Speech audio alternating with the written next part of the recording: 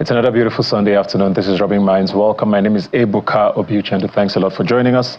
And a very eventful week, especially for the economy. Here in Nigeria, we have had a lot to say about what direction the economy has been going in. It looks like the Naira has been somewhat stable for a couple of weeks now. And the president officially inaugurated the economic team, his economic advisory team this past week, including captains of industry and some members of his government. And they've been mandated to meet with him at least once a month. And the whole idea is to start a journey of growth for the economy. And we're hoping that that actually turns out to be the case. We've gone through very rough couple of months or years even, and Nigerians are hopefully ready to see things start to take a turn.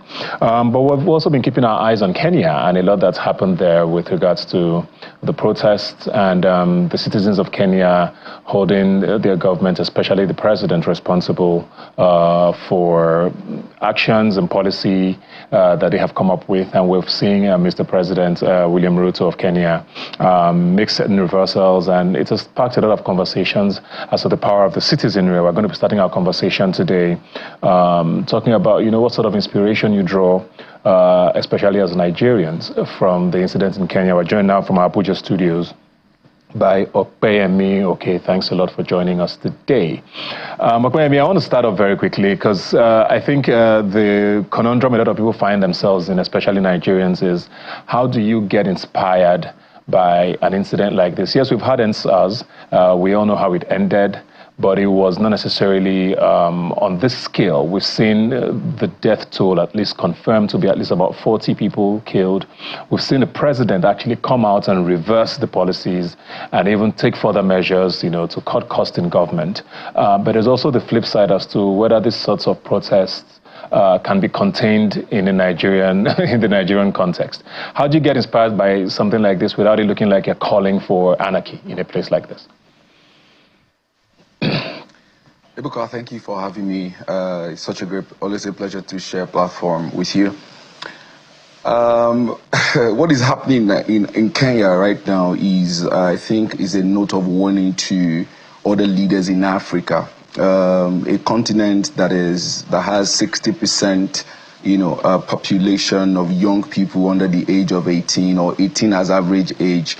You realize that when government prove and continue to be insensitive and not responding to the needs of the citizenry, you realize that we can have breakdown of laws and order like we are having in Kenya right now. However, I must say that we should not, as Nigerian, not be inspired by it, because Nigerian cannot afford anarchy at the moment. We can't afford the level of violence that is ongoing in Kenya right now. You know how it is in Nigeria.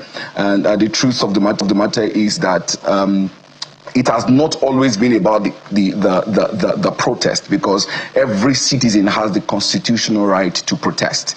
However, the response of the government is always what leads to what we have now, the violence and the degeneration of law and order. So I think that the government of Kenya did not respond well to the agitations and the protest of the Kenyan youth. What are we talking about here? 16% tax on bread, 25% on cooking oil, and 2.5% tax on vehicle is with the current hardship that we are facing across the continent today.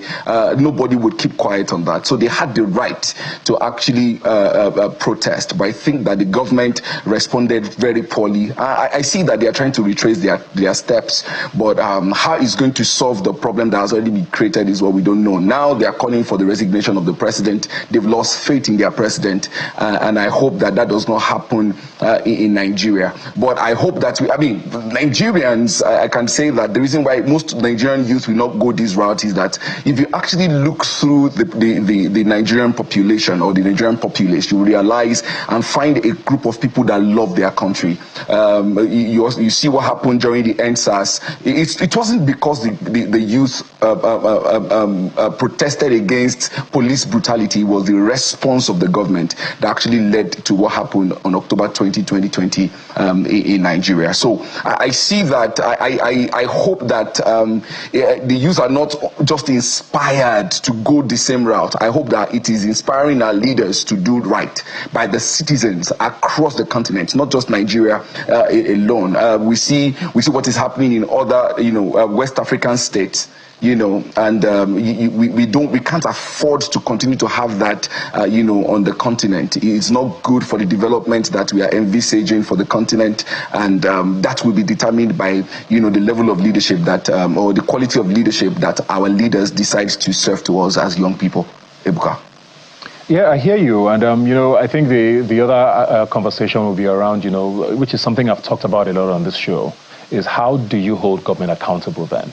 We do a lot of this talking on these shows. We have all of these great ideas, but it almost seems like most times it doesn't go across the government. I mean, we've had this talk about wheat, for example, and the tax on wheat imported to Nigeria, and how the spillover effect it has on basically everything we consume, from bread and all the likes. What then is the alternative? Because yes, we have a history of protesting in this country, whether we like it or not, from the military era. Things might not be as frequent as they used to be in the past. But what then do Nigerians do to hold government accountable in a way that you get the sorts of results where the president actually listens? Opposition is critical in any government. It is critical, right? However, how we go about, calling out government is also very important if we're not going to distort the growth our country, is seemingly enjoying or should be enjoying. As a person, I see opposition as an opportunity to help and collaborate with the government of the day to serve governance better. I ran for House of Assembly in last general election. However, I did not win. I learned. But I've found myself, offering services to people in offices, offering policy direction and advisory to them in my capacity. I've written documents to them to say this is how we can do it better, And I think that, budget is doing a very fantastic work for this country in terms of simplifying the budget. And you can know what is, zone or projects that are zoned to your constituency. How many of us actually even know what should be done in our communities, and how are we holding our elected and appointed officers, accountable to those projects, So we need to hold government accountable from knowledge point of view, from the place of knowing, not from the place of emotions. So by so doing, we can collaboratively, enjoy, the growth that we want for our communities. Yes, you can argue that it is difficult to reach our people. I actually feel that there is too much attention on the president, so we need to actually look at the subnational, government. Our governors, sadly, we are still grappling with autonomy for our local government, and which is the closest government to the people.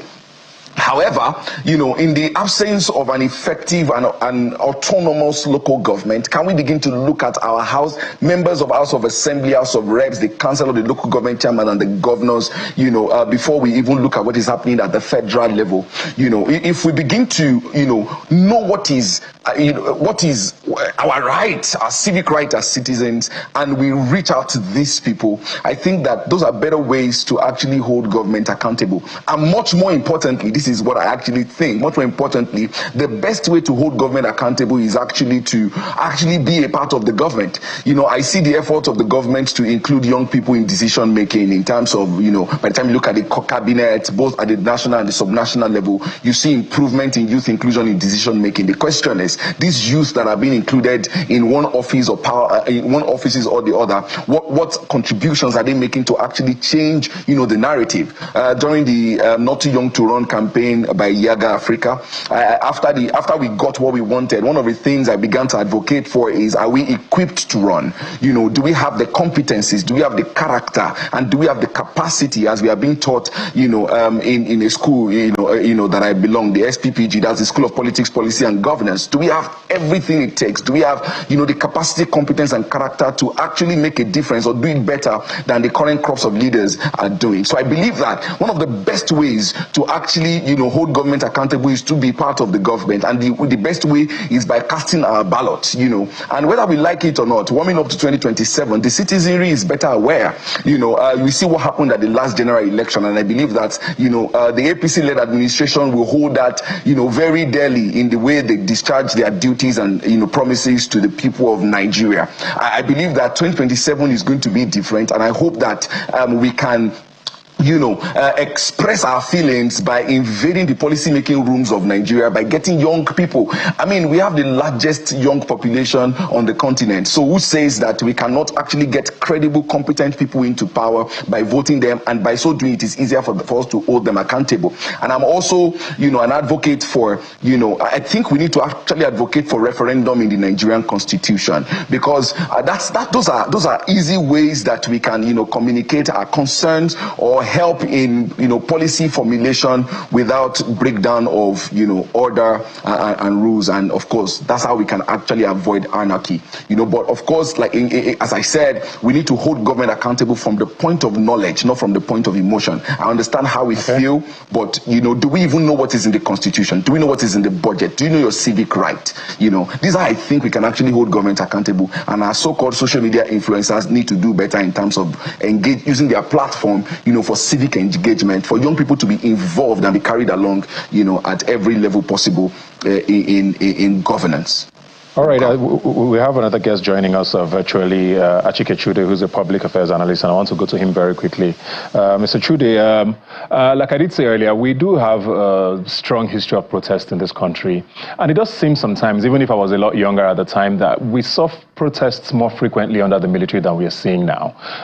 On the one hand, it could be that maybe there's fewer things to protest about, but on the other hand, when we've seen, like I say, the way EndSARS ended, and are we at a point now where we should have learned, from those who did it in the 90s, how they went about it, or are we being scarred over the years by, a government that's, almost, for the most part, doesn't tolerate protests, for want of a better phrase. I mean, we've seen recently, we saw a governor a few days ago order one of his security operatives to slap a religious leader in his presence.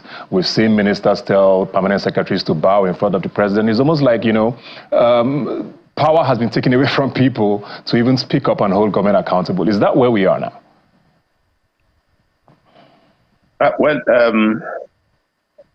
I think I'm not exactly sure what lessons were learned, after the EndSARS protest, because I think the purpose of the protest was clear.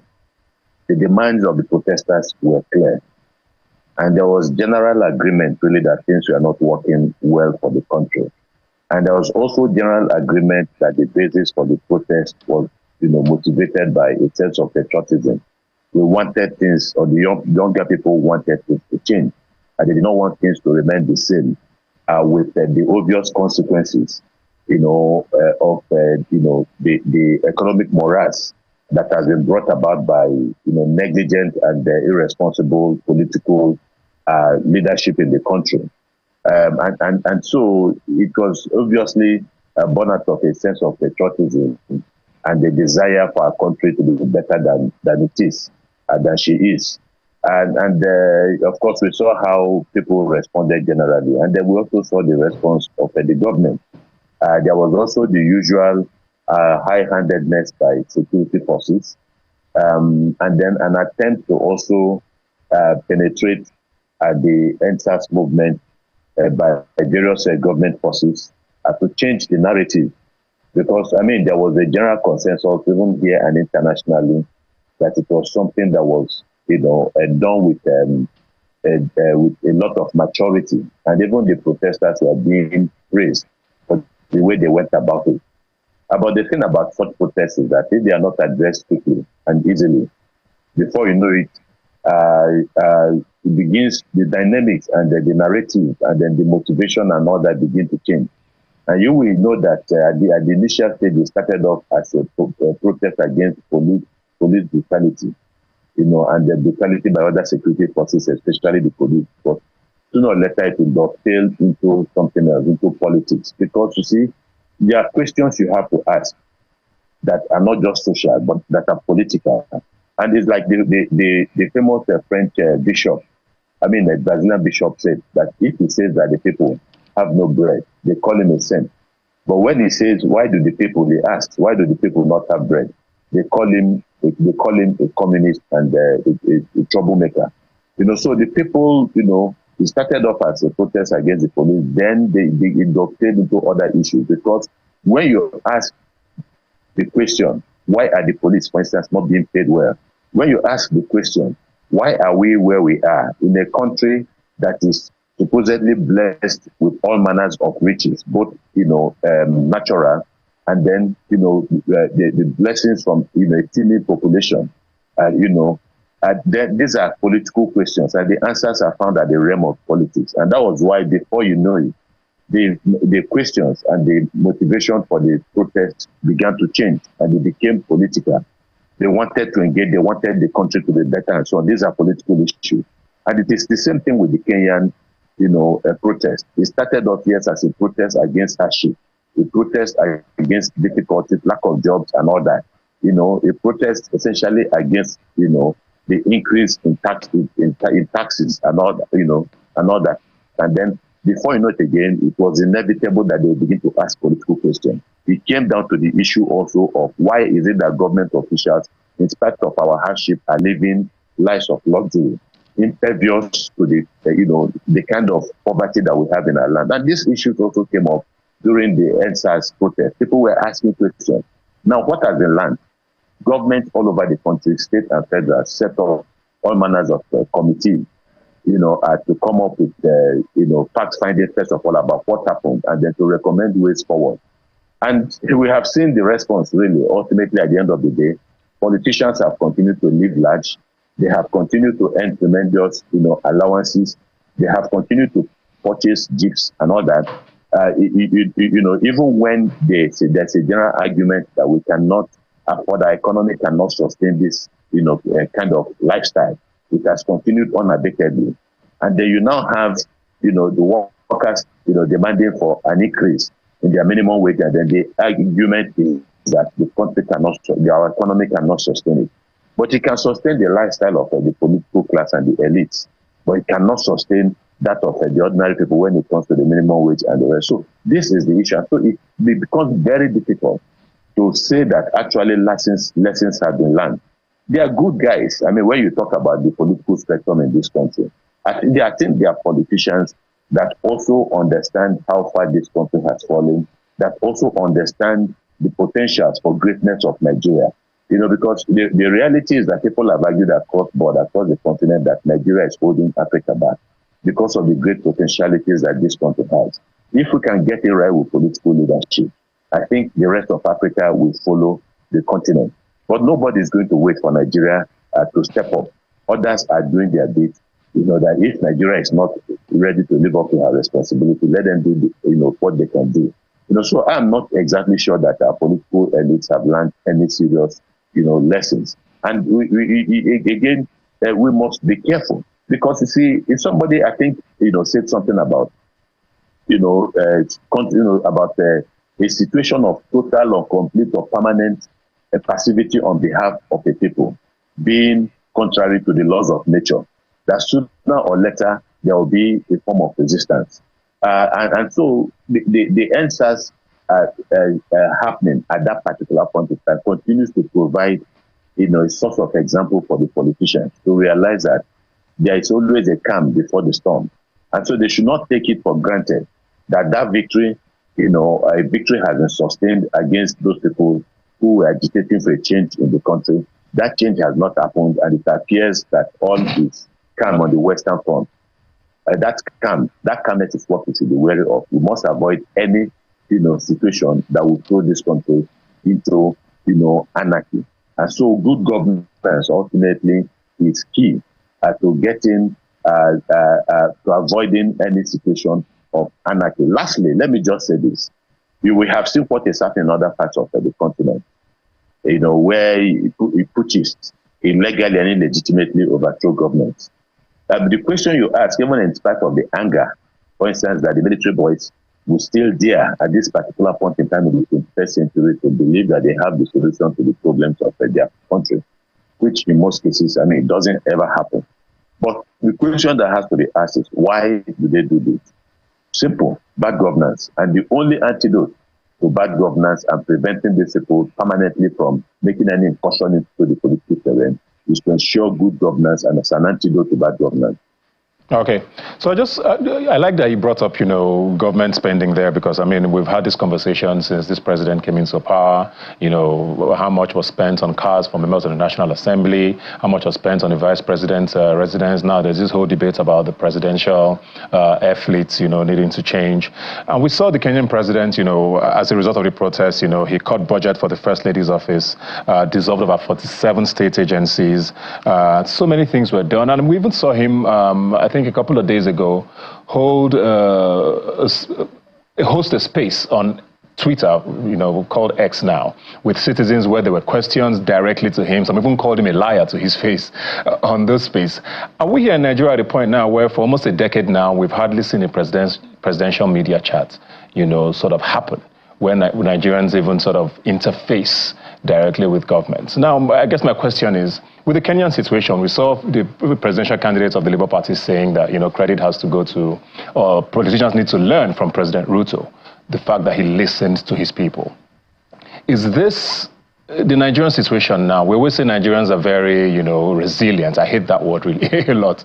Is it the Nigerian people being too docile that's making things work the way they are? The politicians to blame for just not listening and paying attention to what the people actually want? Or are both parties guilty? Yeah, well, resilience, again, I don't blame you for having problems with that word. Resilience can have a negative value or a positive value. If you are, resilient to the point of maybe somebody taking what belongs to you, and somehow you're able to wait to be able to carry on. I'm not exactly sure that that will be positive resilience. I think resilience is supposed to have a positive value. About your attempt, and the efforts you have made to overcome challenges continually, and to get things to be better. So it shouldn't be from a negative perspective of having to bear the brunt of bad governance and then, wading through and surviving it, and then people are saying that you are resilient. That, I think, is negative. Yes, you're talking about the Ruto's response and the fact that even people calling a liar to it and all that. It's worse in the democracies that we try to copy. In some democracies, you have instances where water is thrown at the prime minister or the president and all that, and then the person is not killed. Obviously, if he has committed an offense by assaulting the president or the prime minister, there are laws that should take care of that. But there is not about throwing somebody in jail for about 25 years, because there is a basis really for public angst. And this is, this happens in country where the leadership feels some level of obligation to the people, based essentially on the fact that they know that the people will determine their political fate, and that such leadership do not have to manipulate the electoral process, for the purpose, of getting back to power, regardless of the sentiment of the people. And you have seen what happened in the United Kingdom, for instance. Rishi Sunak just came in and said, look, that they disappointed the people, and that he is himself responsible for the failure of the Conservative Party. Now, the Conservative Party, knowing fully well that they were going to be beaten, they are going to be annihilated in that election, they did not look for ways to manipulate the process to prevent the proper response of the people, with regards to the bad governance that they have undergone under their tutelage under their tenure for about 13, 14 years. They just allowed the process to play out, and the people eventually had a say. And so for Ruto again, and I think again should go to the Nigerian people. We remember how Ruto came to power. Remember that the political platform on which he ascended the enemy to power was essentially a relatively new platform. Ruto is not from a silver spoon family, like the Kenyatta family, for instance, and some of the other political big establishments in Kenya.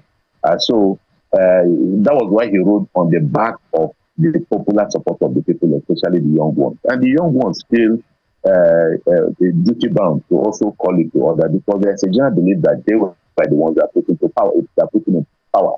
Therefore, they can call him to account. And I think there's a general recognition by Ruto that he had to answer to the people. And that's why you see why he did that social media engagement with the people. He seems to have an understanding that the people should have power, over governance in the country. And so it has worked well, I think, to a very large extent. The way he's been responding, talking about bringing down government expenditure in so many ways, telling government functionaries that they're cutting down on their allowances and their salaries and all that. That's a direct response. And I think that is a positive thing. That we have not seen in Nigeria. We have been talking about this, the cost of governance for decades, right? Decades now. And what we have seen is an increase in government expenditure in the lives of government officials. And so this is something that I think, and again, we must appeal to the conscience of the politicians and the political elites. I think that within their fold are people who want to do the right thing. Within their fold are people who believe that perhaps they have gone against the grain for far too long in this country, and that they need to redress issues. Okay. But I think it has become very difficult because you now have a system that is firmly established, and so change has become very difficult. So I think that the people can help them with this change. And I think my friend in the studio there, I think was talking about the work that organizations like Budget have been doing. Now, why does Budget do what Budget does? People don't understand. When Budget brings this information to the general public, he says what they are saying is that, see what is going on, we have brought it to your notice. Now run with it, see what you do with it to change the situation. They have done their own bit, and so we need to do much more, obviously. Okay. Let me go to Okoyemi very quickly. Okoyemi, just in one sentence, if you can. You've had Achikechude there speak, and I think I just want to get from you now, what does the future look like with regards to government interaction with Nigerians? Yes, you've spoken to the fact that young people need to get more involved, but the governments, on the other hand, also need to do their part. I keep talking about the fact that we literally had our national anthem changed without Nigerians being told or asked. Does it look like the government is going to be doing anything different going forward for you? The truth is, I think if we look at the policy direction of the government, and of course the recent interventions as being, made by the federal government, we see that we may be heading out of this hardship like pretty soon. However, I think that the government needs to do a lot more, especially the subnational government. I saw that President Tinubu chaired the economic committee meeting recently, and of course we could see now he's giving deadlines to subnational government on what to do. I just want to hope that Nigeria gets better. I hope that our leaders are learning, from what is happening in Kenya right now. I hope that it forces them to want to engage more with the citizenry. I hope that it forces them to implement, some of these policies that are in paper, and we can bring succor and, of course, reduce this inflationary pressure, on Nigerians. I hope that we can begin to see investment in security. I hope that we can, get back our security architecture and intelligence gathering to ensure that, banditry, insecurity becomes a thing of the past, and our farmers can go back to farm, and we can fight food inflation, and of course food prices can crash, and we can begin to see investment into MSMEs, especially people living in underserved communities that are people that are in the farm and producing the food, that the nation consumes. And I hope very strongly that we increase our tax net and not necessarily increase our tax rate, as we have seen. I see the suspension of the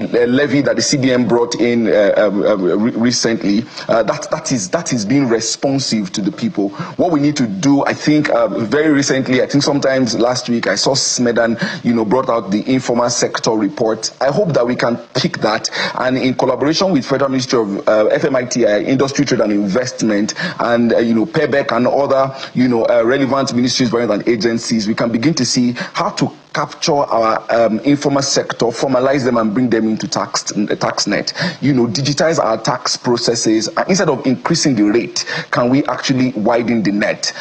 By so doing, let's deliver on promises that we have made to the citizenry. And it is also critical, Ebuka, that we don't pay lip services to implementing the on-site report and reducing the cost of governance. We need to actually make sure that we implement it to the letters. I don't think government has any business with pilgrimages. I don't think, I think these monies can be invested into critical sector. Thank you very much from Abuja studios. We need to go now. Thank you very much also to Achike for joining us virtually. This conversation is very extensive, so I understand the passion. Hopefully, when we come back again to have this conversation in the near future, we will have better things and happier conversations about Nigeria. Thanks a lot for joining us. We're going to take a quick break now. We'll be right back. Please stay with us. Welcome back. We're going to switch our conversation now to entertainment. I have a special guest here in the studio with me who has been a friend for quite a while now and has continued to shine in Nollywood. Beverly Usu, actor, model, and mental health advocate. Yes. Thanks for being here today. Thank you for having me. The last time I saw you, you were on the dance floor at your friend's wedding, Sharon Uja. Yeah. Have you come down from that whole... It was such a... It felt like a celebration for the whole country, if not the continent. Right? It's a sweet celebration for my friend. I'm still in the high of it all. Yeah. You can't get enough of happiness and joy, especially when it's about love.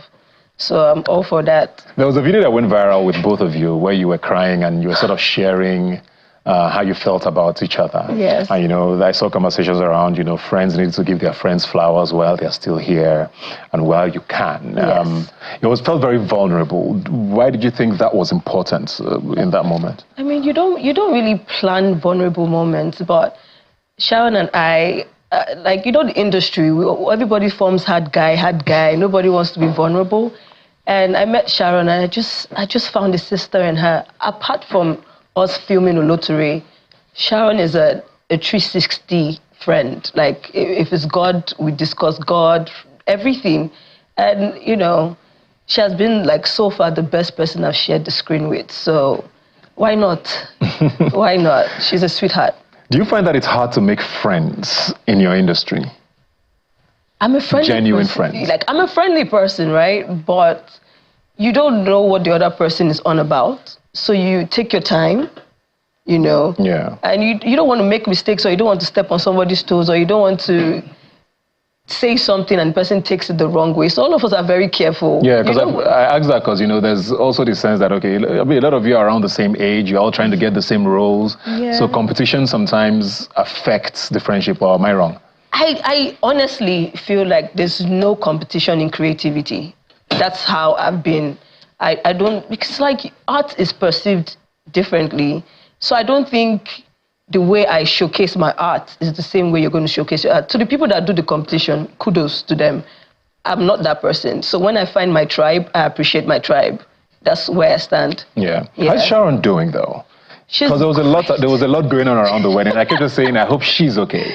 No, How's she doing? How are they doing? She's fine. Okay. She's a strong girl, and God got her, so she's good. She's so good. Well done. You mentioned Oloture there, and I want to talk about that because I actually just saw we are eupomizing this first of all. We need the remaining, but it looked very, very, very intense. Yeah. The second bit that's come out, a lot of it wasn't filmed in Nigeria. Yeah. I had conversations around you guys being in Mauritius. Mauritania, I beg your pardon. Mauritius would be very angry. Yeah, Mauritania, with the desert. How long were you guys there for? How was shooting in the desert for that long? Because sometimes we forget how much work goes into it when we're just watching. I'll watch it for an hour and we're like, okay, that was good. Yeah. Filming in Mauritania for a month, 3 weeks, thereabout, was hectic. But in that desert, we found ourselves. I promise you, there was a serious bond that we created in that desert.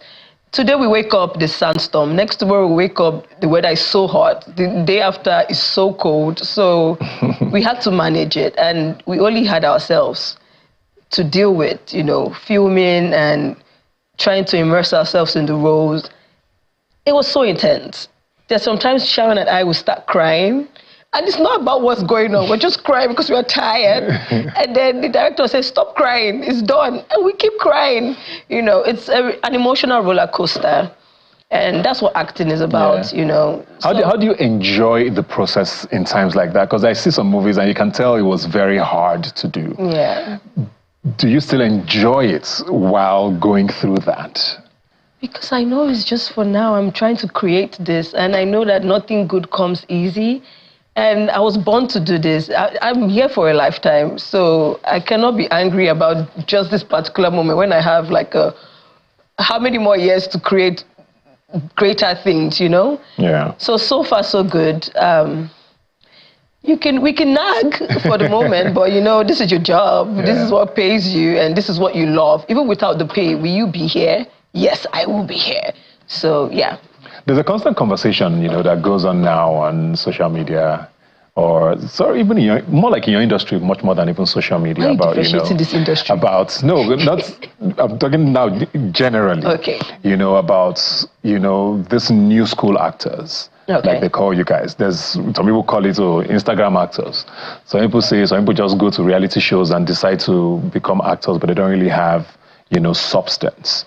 You almost sort of cut in both. Most people don't even remember that you have a reality background to you because of how well you sort of transitioned into Nollywood.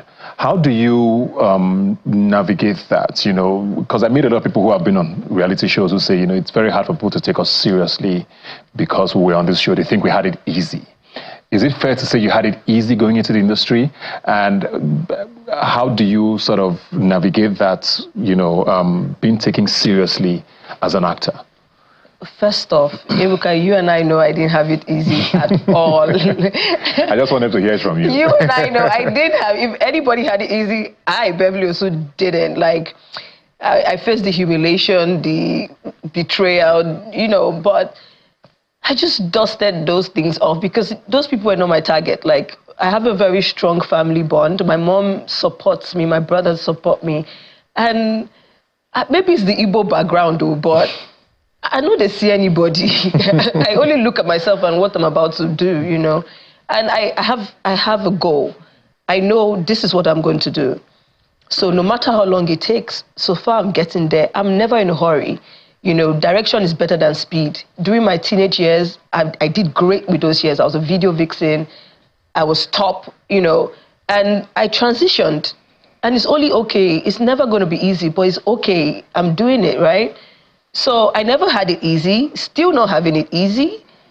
But if I have to do something, I have to do something. And I'm here for a lifetime. Yeah. So why not? Talking about not having it easy, where did your journey start with Nollywood itself? You know, there's a lot of you. Yeah. You know, the industry is growing, but there's still not enough roles, whether I would like it or not, for people, but the kinds of roles that some of you would like, you know, because the money's still not as good as it's supposed to be in this part of the world. You know, the start of your journey, how you've been able to stay consistent, because like you said, you didn't have it easy. Most people decide to just move on to other things. What made you also stay trying to pursue this? First off, I don't see myself in any other field because I feel like this was a God-given gift. Like, I don't see myself doing a 9-to-5 or not being creative. Not being creative. So even if I was not an actor, I'll be doing something in the creative space regardless. Or I'll probably just be walking the wrong way still, you know. But so far, so good. It's been a very sweet journey, and I can't wait to see what my 30s and my 40s are going to bring, you know. And it's a never-ending journey. Do you feel like Nollywood has, or acting, you're limited to Nollywood now, has been fair to you? Do you think you've shown your worth, you've been giving your due, considering how long you've been in the industry? I mean, I never have a victim mentality. That's not me. So I don't wait for anybody to clap for me. If I'm my greatest critic, me, myself, like I watch a movie, I'm like, girl, you didn't do that. You didn't do great. You know, every other person says, oh, no, Bev, you did good. You did this. I never fix the crown and say, oh, I did this. I killed this. And I'm learning to celebrate my wins. I'm learning. But with that being said, I don't wait for anybody to give me a chance, because the way people think that, oh, you have to give Beverly a chance is the way I have loads of scripts and I'm saying no to. And I'm like, if I shoot 2 movies a year, so far they're great and they're going to push me in the right direction, I'm good.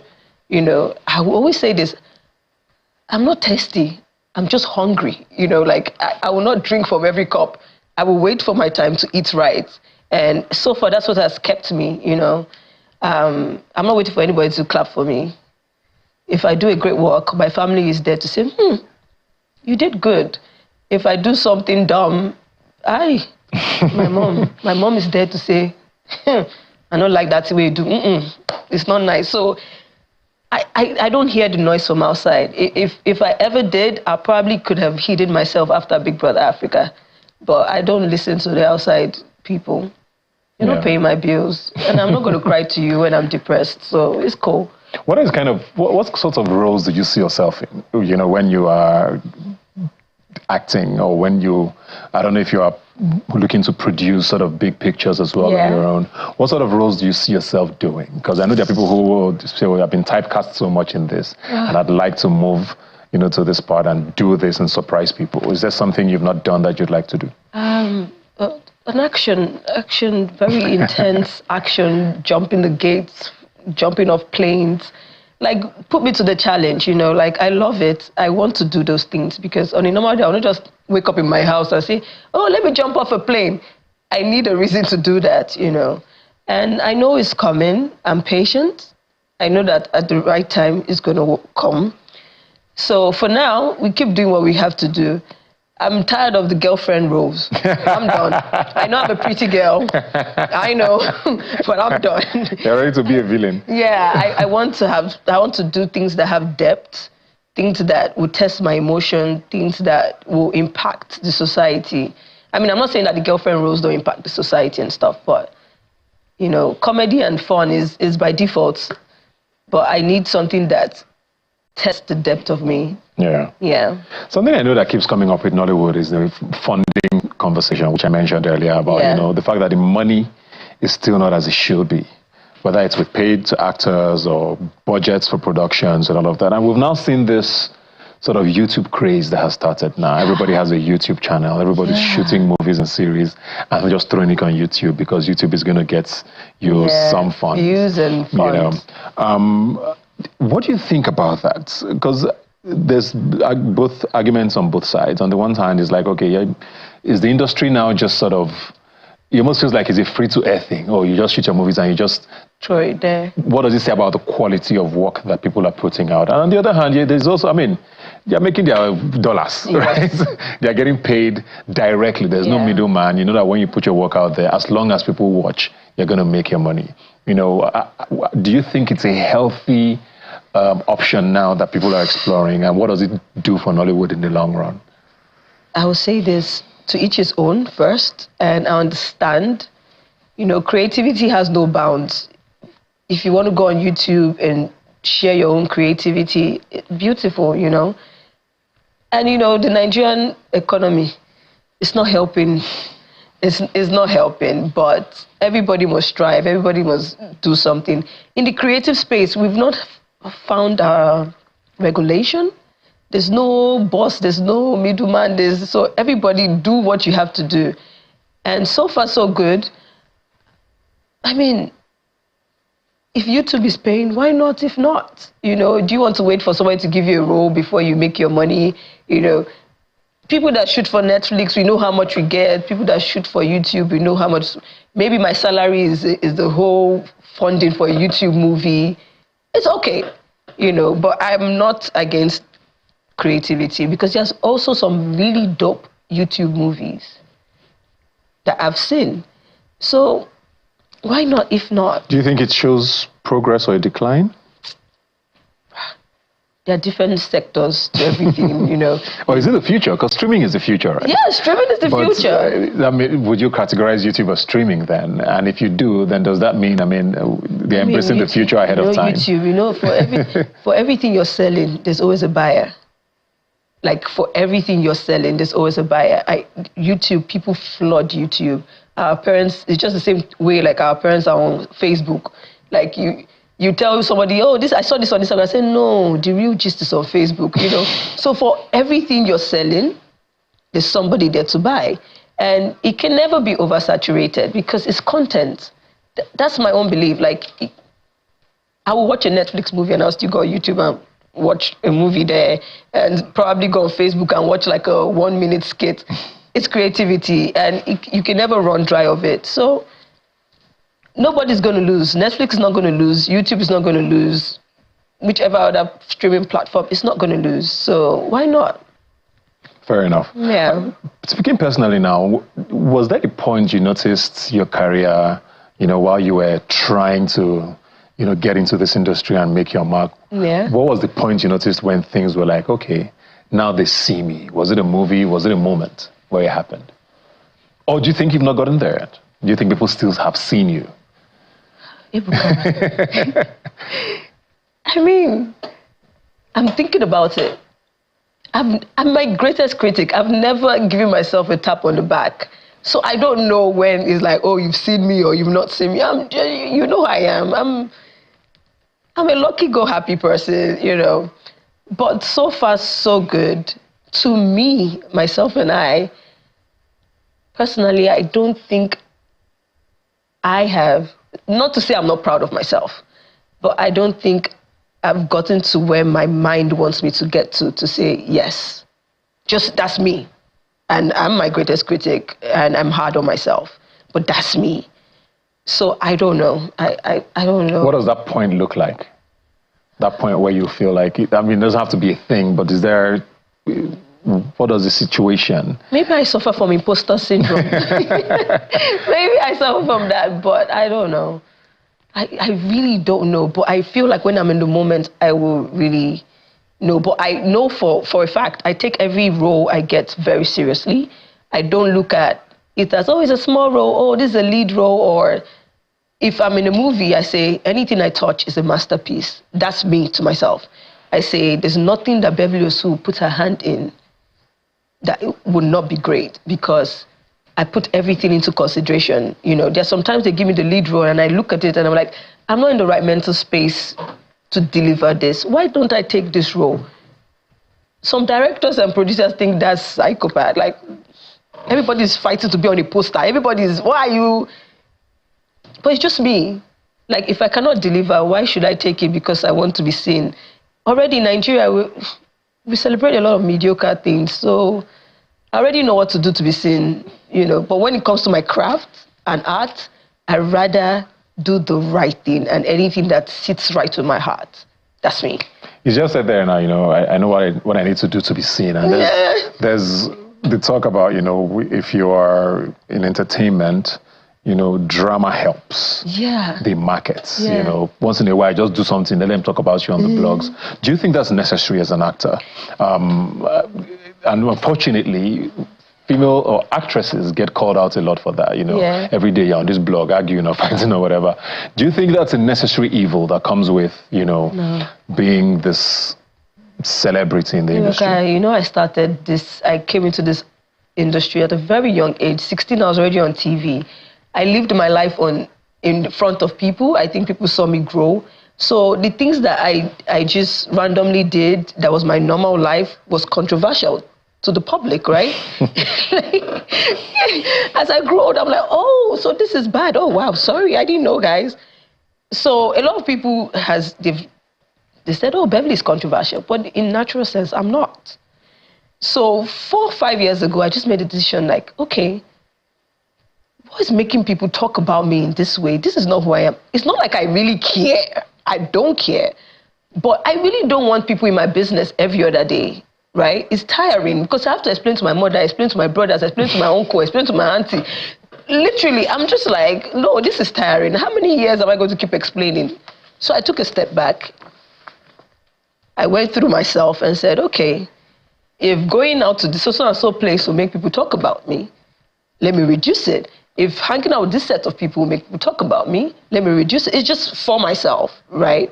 So now, there's some topics that I know that I'm triggered by, but I'm like, oh, I don't want to say anything because I don't want anybody to tell me anything now and they'll now tell me I don't want it. So I just stay away. So sometimes it looks like I'm numb. But it's okay. You know, I'm a young girl, but I'm old school. You know, I can count a good 10 years in this industry. I've been there, done so many things. So now I'm like an old soul. I see most of my mates try. I know when it's clout. And don't worry, you get your 2 minutes of fame. But in the long run, that 2 minutes of fame, you'll be tired when it doesn't have substance. Are there things from that time before you made that decision that, you know, you look back on and you regret? I don't regret Or wonder anything. maybe I should have done it differently? No, I don't regret anything, no. Because at that age, at that time, it felt right. You know, me going to people and twerking every day. Ooh, I had a blast. So it felt so right. I don't regret anything because it's part of my journey. It's part of my story. It doesn't change who I'm going to be in the future. If I'm going to be the president of Nigeria tomorrow, it still doesn't change. It's part of my story. I can't erase it, right? So I just have to keep on moving on. That's it. What should we look out for you in the coming months, years? Any projects exciting coming up? Production maybe? Or diversifying from just acting? I have a couple of projects. Right now, I'm just trying to, you know, I love my acting. I love it so much. I'm not leaving the acting scene for anything or any time in the world. But also, I'm focusing on mental health because I see that we Africans, we take it as a bypass. Like, oh, you're depressed. Come outside now. Come party. You go there, okay. But it's more. There's more to that. You know, we can all put smiley faces and laugh and shayo and dance, but inside you, you know, emotional stress causes more ailments to the body than any other thing. And we're in this industry of we wear masks. I'm not that girl. I wear my emotions on my sleeve, and I'm tired of making, like, people telling me that, oh, it's not right. Like, oh, you can't be too vulnerable. Oh, you can't be too this. Oh, you can't be too sensitive. Oh, you can't be, well, I'm a human being. Like, how much longer do I have to be a hard guy? I'm the last born, no, please, though. Yeah, before I cry. I'm the last born. I want to cry when I want to cry. Please, nobody should stress me. So that's what I'm really focused on. And it's okay because this part of the world, most of us rather be miserable than vulnerable. I don't appreciate that. Yeah. We're all human beings. If you're going to laugh at me at my vulnerable state, that's on you. Joke's on you. That's on you. So I really want to say it's okay to have a moment. Like, if you don't feel good to come out for 2 days, it's okay to take your time. If you feel sad and you don't have a reason, search yourself, understand why, come out. If you need to go for therapy, go for therapy. If you have somebody you need to talk to. If you need to stay in your room and pray to God, do it. You know. But don't just die miserably. Yeah. That's a very good cause to chase, and I think you're doing a good job. Hopefully people are listening. Just one last thing. Who are you sharing? Is there a mister you're sharing? A mister? You're sharing those moments with? Jesus Christ of Nazareth. You are so predictable. She will tell me off air and I'll tell you guys next Sunday. Thanks a lot, Beverly, for coming. Wishing you all the best. You're doing absolutely amazing. And Olotiri is currently streaming on Netflix. Please go watch it and enjoy a beautiful story, basically, about human trafficking on the African continent. And thank you.